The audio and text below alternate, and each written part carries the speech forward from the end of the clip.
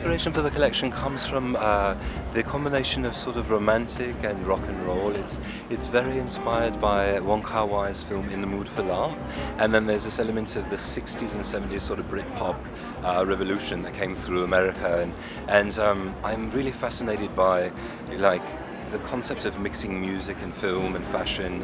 And I've done costumes for NBC for Minute to Win It for the game show, and I've done film costumes. I went to Juilliard, and I just recently I don't know if you're familiar with Celeste Holm, but I shot her last film with her. Actually, I was an actor in the film, and so. And I've had an opportunity in my life to experience so many different elements in music and fashion that I like to bring it all together for the show. Tell us about the silhouettes we'll see. The silhouettes you'll see are they're very body-conscious silhouettes. I love the idea of the hourglass. I love the idea of women actually having curves and a bust and hips.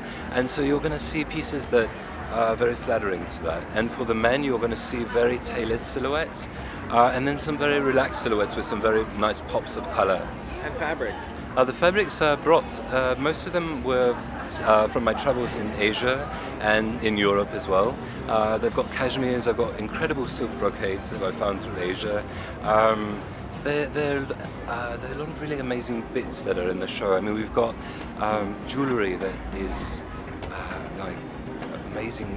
I don't know if you guys have had a chance to see it back there. We've got like hundreds of carats of stones that we're going to be putting into the pieces, and we've got there's just so many elements with the hair and the makeup and just all coming together to kind of create this beautiful look of romance and glamour, Today what we're going for, after going through the hair test yesterday with Malan, he was wanting to go for something a little more retro, that old Hollywood feel. So basically what we're going to be doing is a combination of some pin curls and setting some regular curling on curls into place, and then combing it out, giving it that very glamorous, polished effect. Can we talk about the makeup a little bit today? Hello. Hi, how are you? Great today. How are you? Good.